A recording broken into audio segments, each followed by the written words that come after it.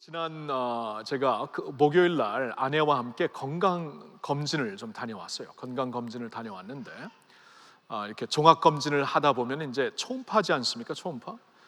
근데 이제 제가 지금 이건 설교하고 상관이 없는 아무 상관이 없는 얘기인데 그냥 넋두리에 넋두리. 그리고 여러분들과 이제 좀 소통을 하기 위해서 넋두리를 하는데 이렇게 이게 초음파를 하는데 이 간호사가 자꾸 저한테 한 3번을 그래요. 배에 힘 주지 마세요. 배에 힘 주지 마세요. 그래서 내가 무식증에 힘을 주고 있구나 이걸 느꼈어요.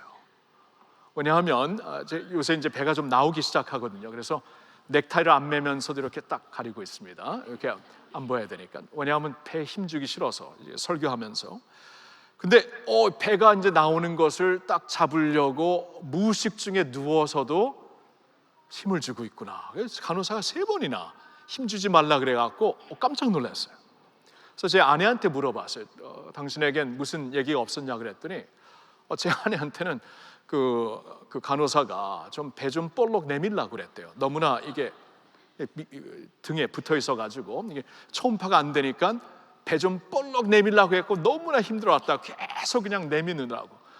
그 말을 들으니까 너무 공평하지가 않아갖고 이게 어떻게 나는 지금 배를 잡으려고 누워서도 힘을 주고 있는데 어떻게 저 사람은 계속 볼록 내밀어야 되나 이렇게 좀 불공평한 일이 있었어요. 설교와 아무런 상관이 없습니다.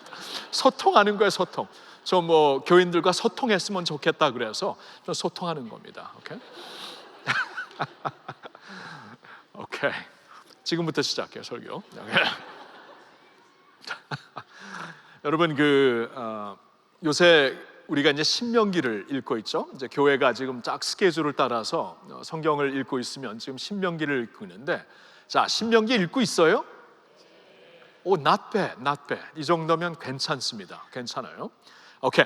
신명기 읽고 있는데, 제가 이제 출애굽기부터는 지금 그 책을 가지고 설교를 하고 있죠. 출애굽기 전체, 또 그 다음 주에는 레위기 전체, 그 다음에 민수기 전체. 지난 주에는 제가 군성교, 우리 군성교 다녀온 청년들 너무 감사했어요. 우리 이 논산 훈련소에 가서 이 청년들이 가서 찬양하고 막 버스킹하고 그러니까 너무 좋아하고, 특별히 자매들이 가니까 좋아하대.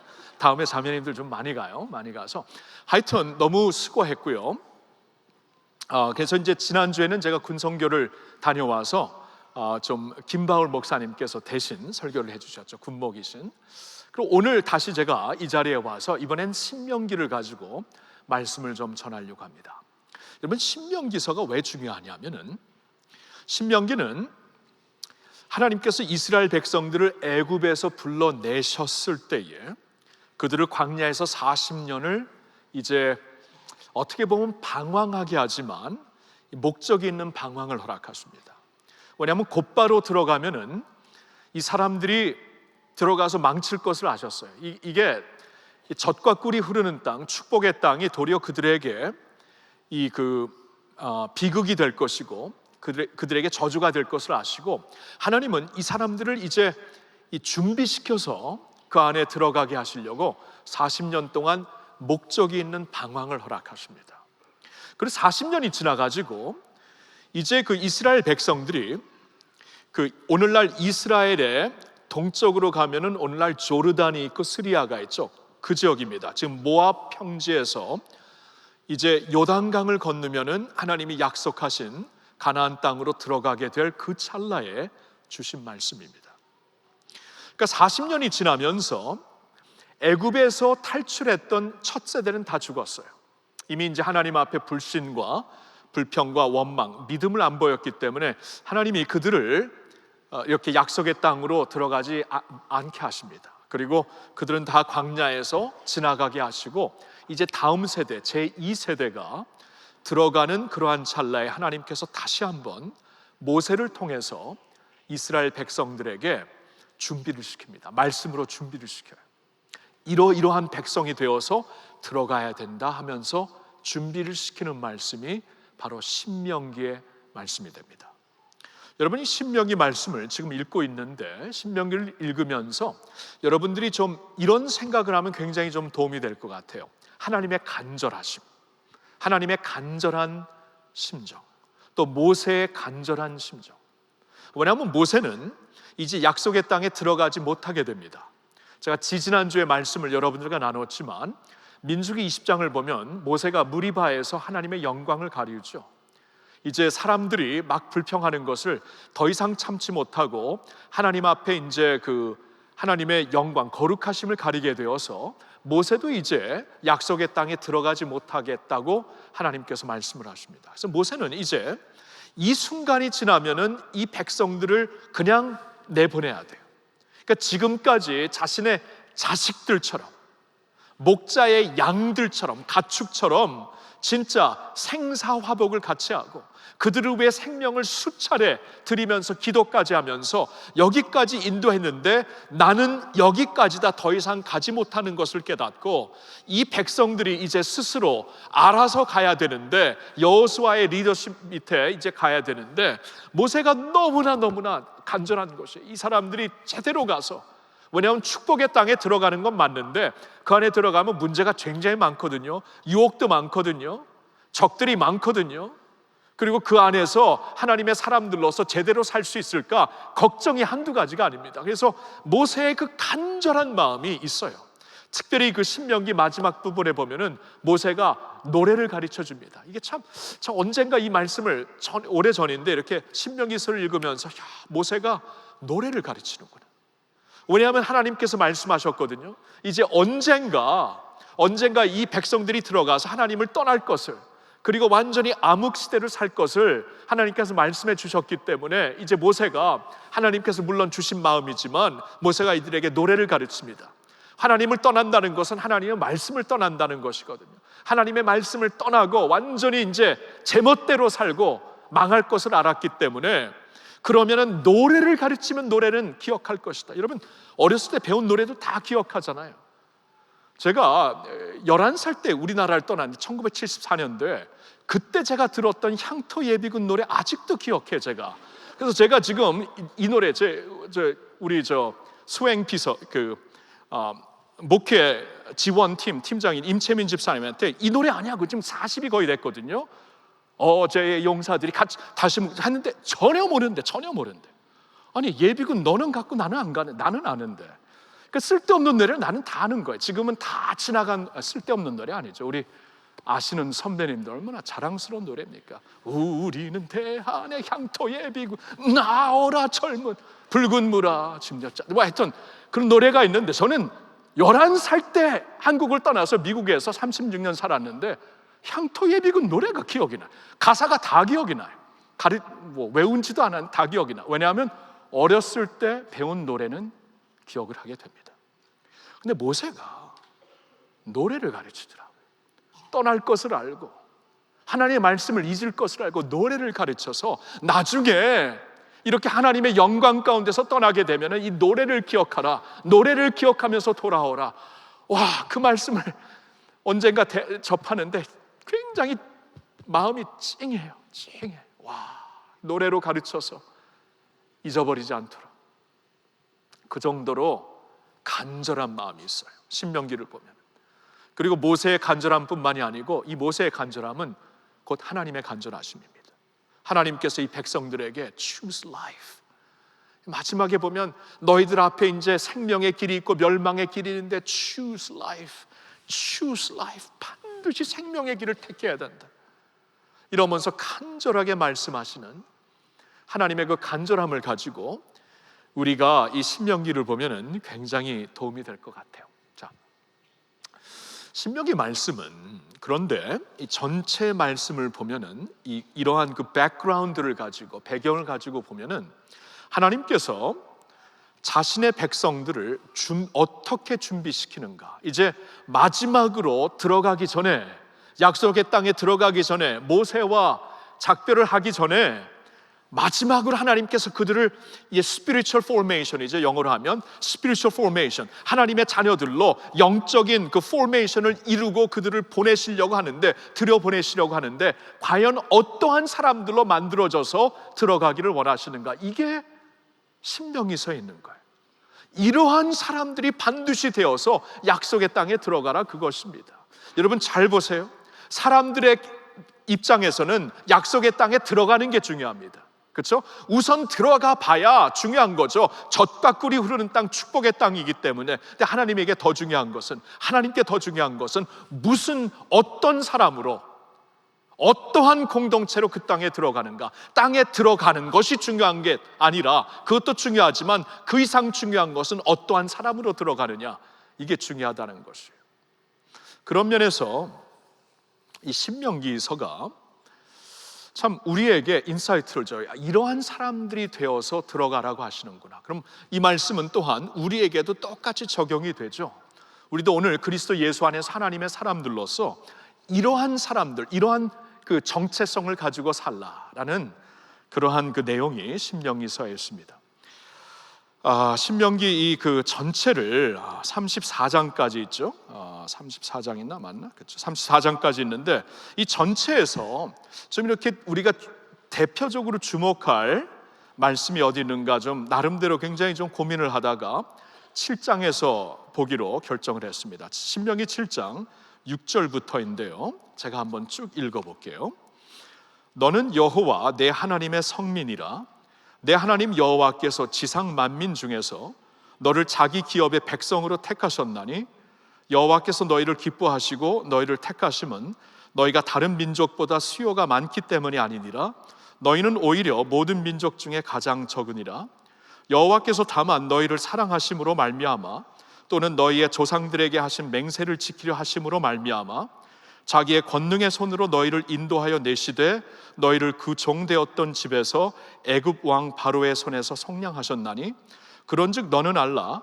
오직 내 하나님 여호와는 하나님이시요 신실하신 하나님이시라. 그를 사랑하고 그의 계명을 지키는 자에게는 천대까지 그의 언약을 이행하시며 인애를 베푸시되 그를 미워하는 자에게는 당장에 보응하여 멸하시나니 여호와는 자기를 미워하는 자에게 지체하지 아니하시고 당장에 그에게 보응하시느니라. 그런즉 너는 오늘 내가 내게 명하는 명령과 규례와 법도를 지켜 행할지니라. 자, 그리고 신약 성경에서도 한 구절을, 이 구절은 같이 읽어보겠는데요. 베드로전서 2장 9절입니다. 다 같이. 그러나 너희는 택하신 족속이요 왕같은 제사장이요 거룩한 나라요 그의 소유가 된 백성이니 이는 너희를 어두운 데서 불러내어 그의 기이한 빛에 들어가게 하신 이의 아름다운 덕을 선포하게 하려 하십니다. 아멘. 오케이. 자, 어떠한 모습으로 들어가라 하시는 건가? 어떠한 모습으로 서 있으라 하시는 건가? 자, 우리의 정체성을 몇 가지 좀 하이라이트해서 말씀을 드리고 싶습니다. 첫 번째 정체성은 거룩한 공동체라는 것입니다. 너희는 거룩한 공동체라. 그렇죠? 제가 조금 전에 읽었던 이 그 신명기 7장 6절도 이렇게 시작이 되죠. 너는 여호와 내 하나님의 성민이라. 우리 교회 성민 형제들 좀 있는데 성민, 그렇죠? 오케이. 너는 여호와 내 하나님의 성민, 거룩한 백성이라. 내 하나님 여호와께서 지상 만민 중에서 너를 자기 기업의 백성으로 택하셨나니. 자, 가장 먼저 무슨 정체성을 주시냐면 너희는 성민, 거룩한 백성이다. 근데 그 거룩한 백성이 왜 거룩한 백성이냐 하면 여기서 분명히 말씀하시죠. 하나님이 너희를 자신의 기업으로 택하셨기 때문에 그겁니다. 거룩이라는 것이 하나님께서 because I chose you, because you are mine 그 말이에요. 너희가 이제 내 것이 되었기 때문에 거룩하다 그 말씀이에요. 거룩이라는 뜻이 뭐 이렇게 더 종교적이고 뭐 경건하고 그것도 사실 뭐 열매일 수 있지만 그건 열매예요. 결과예요. 본질은, 거룩의 본질은 우리가 하나님의 사람이 되었다는 거예요. 하나님이 You are mine 했다는 것이에요. 그게 거룩이라는 겁니다. 그래서 우리가 이 연결시켜서 이제 신약과 연결시킨 이유는 이 신명기 말씀이 이스라엘 백성들에게만 적용되는 것이 아니라 우리에게도, 우리 믿는 오늘날 예수 믿는 우리에게도 적용되는 말씀이라는 것을 우리가 좀 보기 위해서 신약 성경에서도 보는 건데, 우리가 조금 전에 읽었던 베드로전서 2장 9절에 그러나 너희는 택하신 족속이다. 그러나 너희는 이것을 알라. 그러나 너희는 그리스도 예수 안에서 하나님이 택하신 백성이라. 왕 같은 제사장들이라. 거룩한 나라. 하나님의 소유가 된 백성. 이 거룩한 나라라는 것이 하나님께 소유가 되었다는 것이에요. 우리는 보통 거룩이라는 것을 나의 결단으로, 내가 어떻게 결단하고 뭐 한번 마음껏 구별시켜서, 이제 미국에 가보면은 이런 퀘이커들이나 이런 메노나이트 커뮤니티가 있는데, 그분들은 이렇게 세속화되기 싫어 갖고 자신들의 공동체, 마을을 만들어 갖고, 예를 들어서 오늘까지도 이제 퀘이커 같은 경우에는 마차를 타고 다니죠. 이 오늘날이 과하게 물들지 않기 위해서. 이런 식으로 이런 커뮤니티가 있는데, 이렇게 우리가 구별되는 것을 그렇게 극단적으로 하면서 구별되는 것인가? 물론 그것도 마음은 저는 참 아름답다고 봐요. 그러나 그렇다고 해서 그 안에 범죄가 없습니까? 그렇다고 해서 그 안에 뭐 간음죄가 없고 살인죄가 없고, 아니에요. 다 있어요. 그러니까 이제 거룩이라는 게 그럼 뭐야? 거룩이라는 게 그러면 이렇게 스스로 구별하여서 자신의 커뮤니티를 만들어서 어디 그 산에 올라가서 사는 게 거룩한 것인가? 아예 세상을 등지고. 우리가 거룩을, 구별을 그렇게 생각할 수가 있는데 아니라는 것입니다. 여기 말씀을 보니까 Because you are mine, 내가 너를 선택했기 때문에, 너는 내 것이기 때문에 거룩한 백성이다, 이런 말씀을 하세요. 그러니까 하나님의 사람들로 불러졌기 때문에, 하나님과 관계가 형성됐기 때문에, 하나님이 우리를 사랑하시기 때문에, 그 사랑 안에서 우리도 하나님을 사랑하기 때문에, 이게 하나님과 사랑의 관계를 나누는 것이 거룩이라는 것이. 그렇죠? 여러분, 구약의 계명을 보면은, 계명을 쭉 읽으면 이런 말씀들이 종종 나옵니다. 하나님께서 나는 질투하는 하나님이다. 너는 다른 신들을 쫓지 말아라. 나는 질투하는 하나님이다. 여러분, 이게 무슨 뜻이에요? 이 질투라는 것은 사랑이 있기 때문에 질투한다는 것이에요. 그렇죠? 사랑이 없다면은 뭐 다른 신 따를래? 오케이, 가. 그렇죠? 사랑이 없으면 사랑이 없으면, 날 사랑하고 이제 결혼한 사람이 사랑하면 가. 이 말이 돼요? 질투를 하죠. 사랑이 있으니까 질투를 하죠. 그렇죠? 그러니까 하나님이 그 말씀을 하시는 거예요. 내가 너의 하나님이다. You are mine. 그리고 나는 질투하는 하나님이다. 그래서 우리가 하나님의 계명을 어떻게 이해를 해야 되냐 하면은 사랑으로 이해를 해야 돼요. 여러분, 신명기를 쭉 보면은 사랑이라는 말이 굉장히 많이 나옵니다. 그렇죠? 유대인들, 오늘날의 유대인들에게 한번 얘기를 해보세요. 유대인들, 이스라엘 사람들하고 얘기해 보면은 그들에게 그 민족적인 구절이 하나 있습니다. 그게 바로 신명기 6장 4절과 5절이에요. 그렇죠? 이스라엘아 들으라. 4절과 5절인가? 5절과 6절인가? 잠깐만요. 네. 4절과 5절. 이스라엘아 들으라. 우리 하나님 여호와는 오직 유일한 여호와이시니 너는 마음을 다하고 뜻을 다하고 힘을 다하여 내 하나님 여호와를 사랑하라. 그러니까 모든 이스라엘 백성들이 다른 말씀을 못 외워도 히브리어로 이 말씀을 외웁니다. 이게 국가적인, 민족적인 구절이에요. 근데 이 구절에서 강조하는 게 뭐냐면 사랑이죠. 하나님은 한 분, 유일하신 하나님, 너는 마음을 다하고 뜻을 다하고 힘을 다하여 내 하나님 여호와를 사랑하라. 사랑이 키라는 것이에요. 여러분, 그래서 예수님도 모든 계명의 핵심이 무엇입니까? 가장 중요한 계명이 무엇입니까? 하나님을 사랑하는 것이다. 그리고 이웃을 내 몸같이 사랑하는 것이다. 이렇게 말씀을 하시잖아요. 그러니까 하나님의 말씀을 이해하는 사람들, 계명의 핵심을 이해하는 사람들은 이건 사랑이라고 다 이해를 해요. 사랑. 이 계명이 뭐 지키고 지키지 말고, 버겁고 무겁고, 지키지 아니하면 혼날 것 같고 지키면 복 받을 것 같고, 그런 종교적인 의식이 아니라 계명을 주신 것은 because he cares, because he is my God. 그렇죠? 하나님이 너는 내 것이기 때문에 내 계명을 주는 거예요. 사랑으로 하나가 되자고. 그러니까 그 계명 안에서 사랑을 깨닫는 거예요. 사랑을. 하나님의 사랑의 메시지구나. 계명의 핵심이 사랑이에요. 그러니까 이 거룩한 백성이라는 것은 이 사랑을 깨닫고 하나님과 이 사랑 가운데, 관계 가운데 살면서, 이게 거룩이라는 거예요. 그렇죠? 그러니까 이 정체성을 가지고 살라는 거예요. 하나님의 사랑받는 사람들, 하나님을 사랑하는 사람들, 그렇죠? 다른 건 잘 못해도 이 핵심만큼은, 가장 중요한 그 계명만큼은 하자. 하나님을 사랑하는 사람들, 그렇죠? 이러한 정체성을 갖고 사는 것이 거룩한 백성이라는 것이에요. 오케이. 두 번째로 신명기를 통해 주시는 정체성이 소명의 공동체라는 거예요. 소명의 공동체. 우리에게 하나님의 소명, 이 콜링이 있는 공동체가 우리의 정체성이다. 자, 아까 제가 읽었던 신명기 7장 7절을 이번에 보겠는데요. 여호와께서 너희를 기뻐하시고 너희를 택하심은 너희가 다른 민족보다 수요가 많기 때문이 아니니라. 너희는 오히려 모든 민족 중에 가장 적으니라. 여러분, 하나님이 이스라엘 백성들을 왜 선택하셨나? 잘나서요? 훌륭해서요? 다른 사람들보다 뛰어난 모습들이 있어서요? 아니라는 것입니다. 내가 너희를 선택한 이유는 정반대예요. 너무나 약하기 때문에, 보잘것없기 때문에, 스스로 아무런 소망이 없기 때문에 그들을 선택하셨다.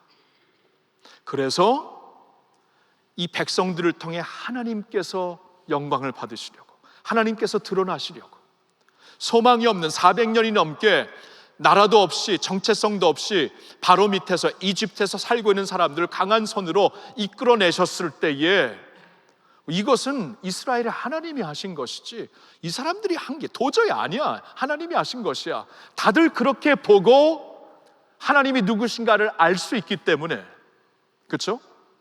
하나님이 누구신가를 이스라엘을 통해 알리시려고, 그래서 영광을 받으시려고 하나님께서 그들을 택하셨다는 것입니다. 그래서 이스라엘 백성들의 소명은 하나님을 알리는 것이었어요. 하나님을 드러내는 것이었어요.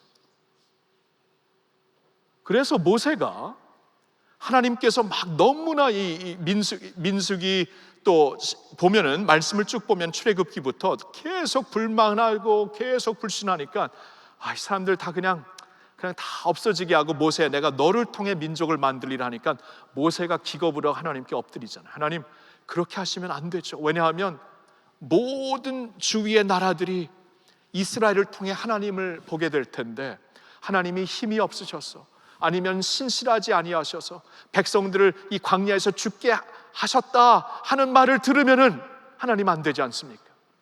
하나님의 뜻이 무엇입니까? 이 백성들을 선택하신 이유는 그들을 통해 하나님이 드러나기 위해 선택하신 게 아닙니까? 이 이슈를 갖고 기도를 하는 모세의 모습이 계속 보이잖아요. 그렇죠? 그러니까 하나님은 원래부터 이 백성들을 구하셨을 때 그들을 통해 자신을 세상에 알리려고, 그러니까 그들의 소명은 하나님을 알리는 것이에요. 나를 구원하신 하나님을 알리는 것이에요. 근데 우리에게도 마찬가지입니다. 베드로전서 2장 9절에 보니까 그러나 너희는 택하신 족속이요, 왕 같은 제사장들이요, 거룩한 나라요, 하나님의 소유가 된 백성이니 이는 너희를 어두운 데서 기이한 빛으로 인도하신 그분의 덕을 온 세상에 선포하게 하려 하심이라. 그렇죠?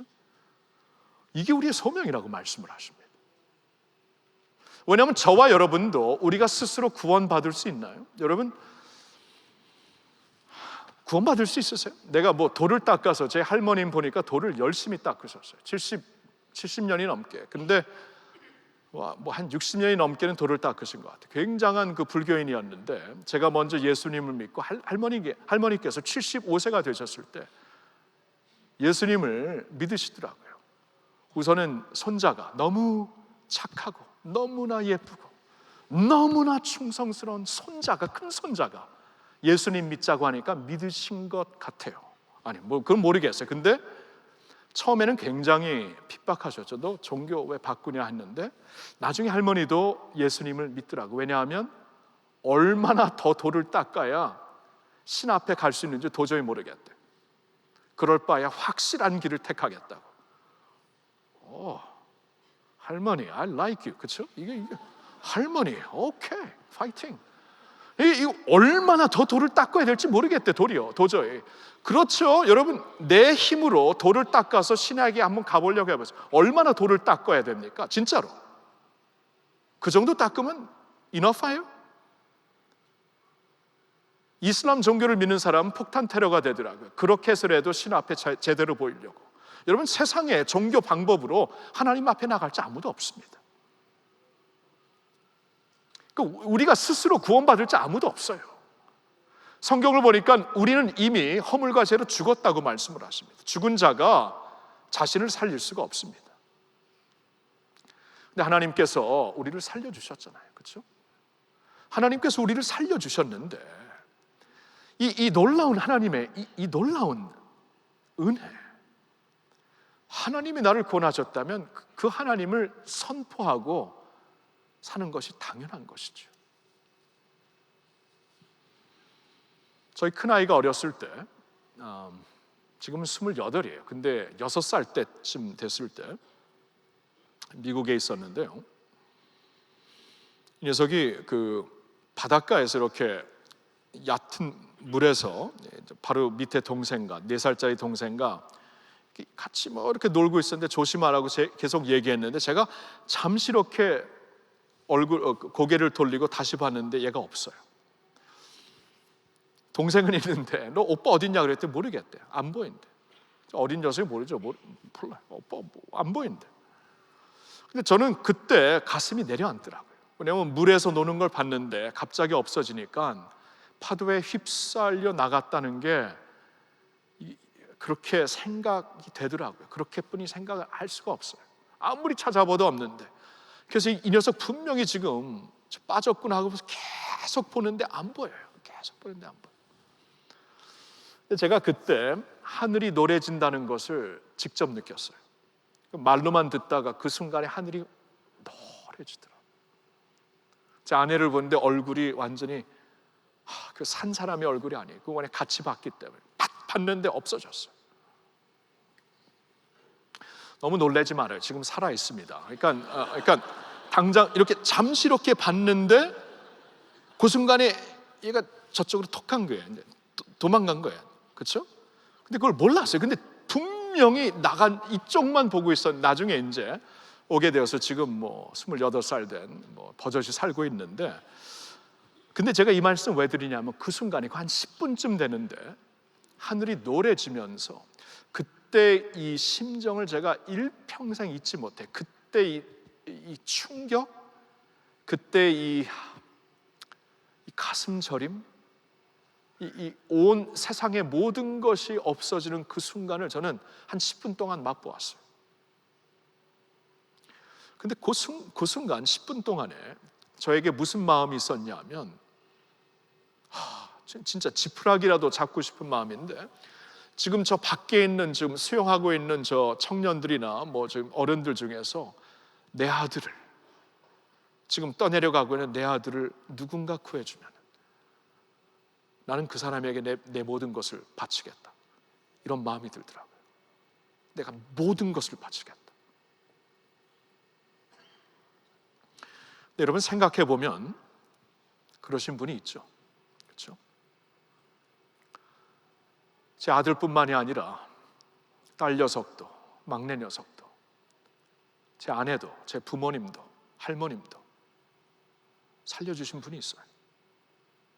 그 누구도 살릴 수가 없었는데 그분의 강력한 손으로 살리셨어요.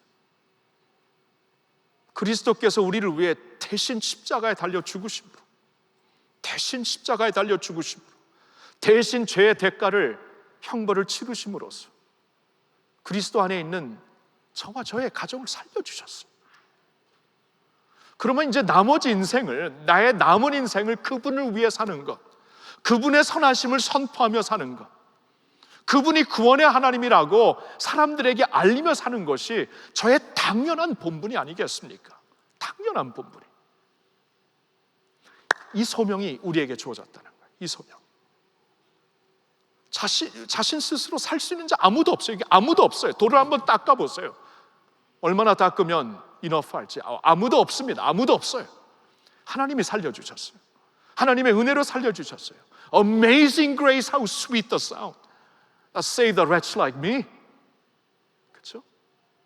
볼 수 없는, 한치도 볼 수 없는 나를 하나님이 살려주셔서 영원의 구원을 허락하셨어요. 그러면 그분을 알리면서 산다는 것은 이건 당연한 것이죠. 이 소명의식을 갖고 사는 건 당연한 것이죠.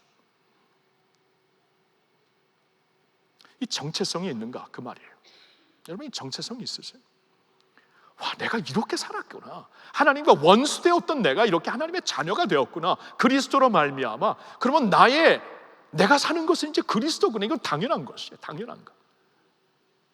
그 정체성이 우리에게 과연 있는가? 난 그러면 예수를 알리려고 얼마나 노력을 하고 있는가?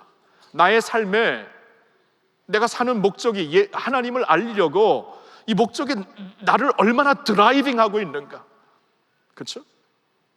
내가 일하고 돈 벌고 하는 것이 하나님의 나라, 하나님의 영광을 알리려고 위해서 하는 것이다. 얼마나 내가 지금 공부하는 것이 얼마나 이것이 나를 드라이빙하는 나의 정체성이 되는가? 세상의 정체성으로는 찾을 수 없지만 하나님을 아는 사람들에게는 이 정체성이 있어야 된다는 것입니다.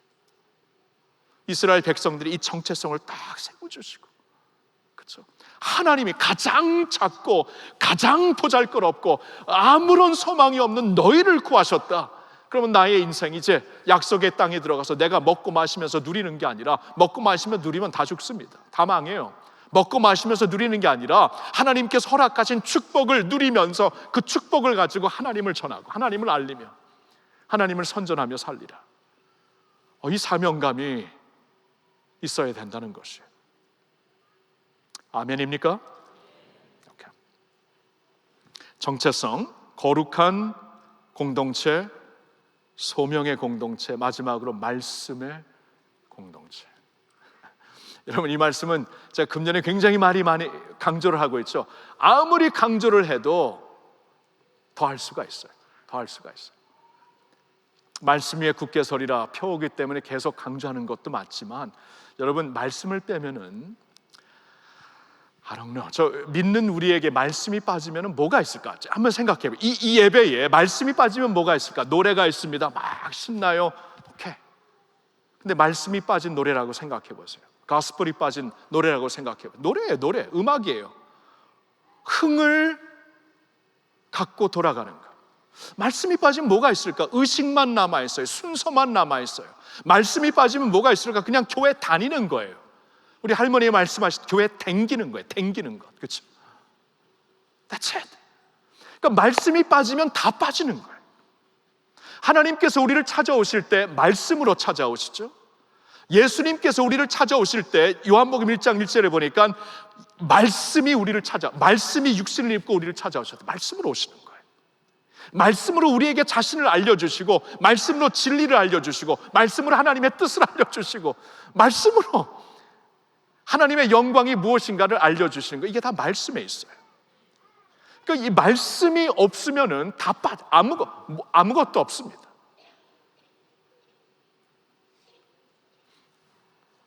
신명기가 그런 말씀이에요. 신명기 5장을 보면은 40년 전에 시내산에서 하나님이 주셨던 10계명을 다시 주십니다. 10계명을.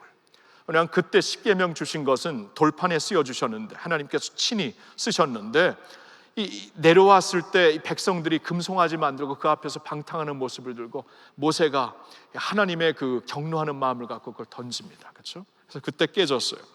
그래서 이 5장을 보면 40년 후에 다시 하나님께서 친필의 메시지를 주십니다. 10계명. 그게 여호와의 언약궤에 있죠. 하나님의 친필의 메시지이기 때문에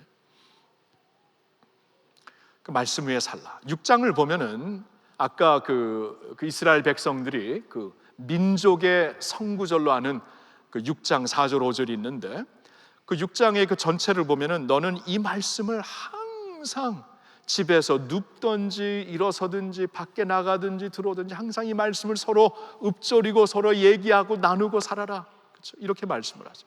그리고 어느 정도냐, 이 말씀을 손목에다 쓰고 미간에다 써서, 미간, 여러분 이마가 넓어야 돼요. 그래서 미간에다 써서, 그렇죠? 이렇게 말씀을 서로 항상 보이면서 알리면서 살라고 말씀을 합니다. 자식들에게 가르쳐, 이게 너의 복된 삶이다. 이게 너의 생명의 삶이다. 8장에 가신 신명기 8장에서는 하나님께서 지난 40년 동안 하루도 빠짐없이 만나를 하늘에서 매일매일 만나 하늘에 떡을 내려주셨는데, 이 만나가 어떻게 이거 만화 같은 얘기 여러분 모르겠어요. 그 일평생 사하라 사막에서 산 사람한테 야 우리나라에 오면은 비가 적절하게 내린다, 만화 같은 소리 하지 마라 그럴 것 같아. 비를 못 보고 자랐기 때문에. 우리가 못 봐서 만화라 그러지 맙시다. 하나님께서 내려주셨으면 내려주신 거예요.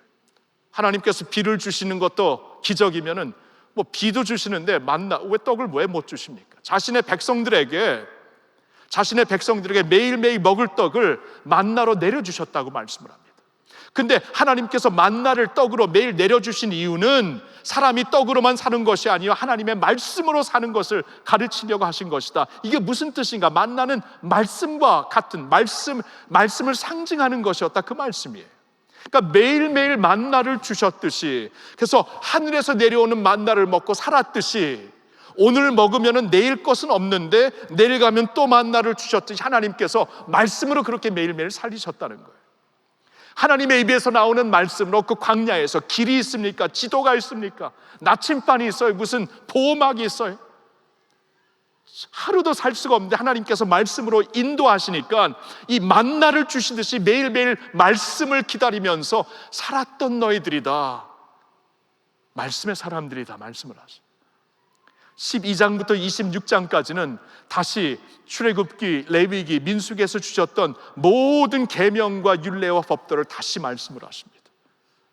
그리고 마지막 부분에는 여기 말씀을 순종하는 생명의 길이 있고 불순종하면 멸망의 길이 있는데 너희들은 생명의 길을 택하라, choose life라고 하나님이 간절하게 권면하시는 말씀으로 choose life라는 하나님의 말씀이 신명기서에 쫙 펼쳐져 있습니다. 그러니까 이 신명기서를 보니까 우리를 말씀의 사람들, 이 정체성으로 확실하게 세워주시려고 하는 것이 말씀의 사람들.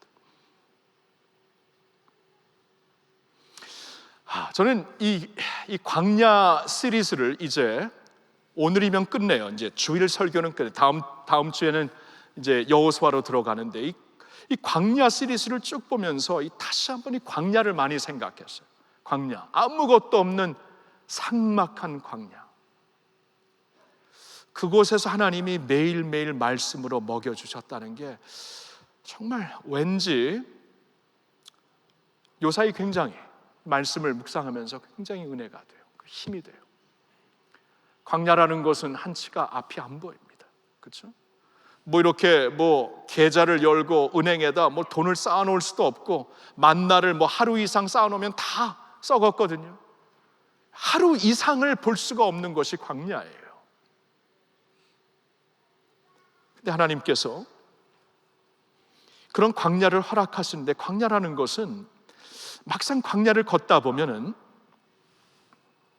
하나님의 뜻을 헤아리기가 참 어려울 때가 있죠. 안 그러세요? 하나님의 뜻이 선하시고 기뻐하시고 온전하신 뜻이라고 하는데 정말 이건 어떻게 하나님의 기뻐하시는 뜻인지 선하신 뜻인지 전혀 모를 때가 있죠. 참 그럴 때 저도 있어요. 저도 있으면은 참 지난주에도 이건 또 하나님의 어떻게 선한 뜻이 되는가 이렇게 헤아리기가 너무 힘들 때가 있어요. 그러면서 광야를 생각합니다. 이 광야는 헤아릴 수가 없어요. 그 모멘트, 그 순간 외에는 헤아릴 수가 없습니다. 앞이 안 보여요. 오늘 만나가 내일 있을지 몰라요. 오늘 물이 내일 있을지 아무도 몰라요. 오늘 괜찮았는데 내일 야생동물 산적이 튀어나올지 아무도 몰라요. 헤아리기가 진짜 어려울 때가 있어요. 갑자기 아말렉 산적들이 우리를 덮치고 갑자기 가니까 물이 없고 헤아릴 수가 없어요. 그러면 어떻게 해야 됩니까? 우리는 그 순간을 하나님의 뜻 안에 거할 수 있도록 그 순간을, 그렇죠?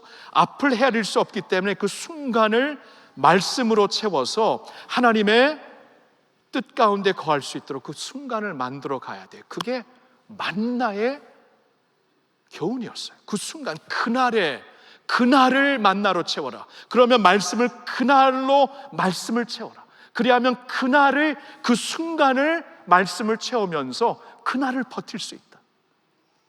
내일이 되면 내일 또 족한 말씀을 주실 테니 그 말씀을 갖고 그 순간을 버텨라. 그러면서 가다 보니까 약속의 땅까지 가는 것이에요. 지난주에 특별히 은혜가 되었던 8장 16절의 말씀, 신명기에 이런 말씀이 있습니다. 같이 읽어볼까요? 내 조상들도 알지 못하던 만나를 광야에서 내게 먹이셨나니 이는 다 너를 낮추시며 너를 시험하사 마침내 내게 복을 주려 하심이었느니라. 저 마지막 문장, 마침내 내게. 광야를 살다 보니까, 광야 같은 세상을 살다 보니까 우리가 밑바닥을 칠 때가 많습니다. 바닥 인생을 경험할 때가 있어요.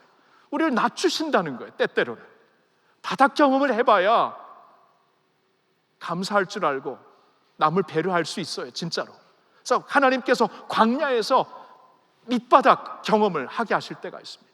너를 시험하실 때가 있어요. 여기 시험이라는 것은 유혹이 아닙니다. 우리를 훈육하시는 거예요.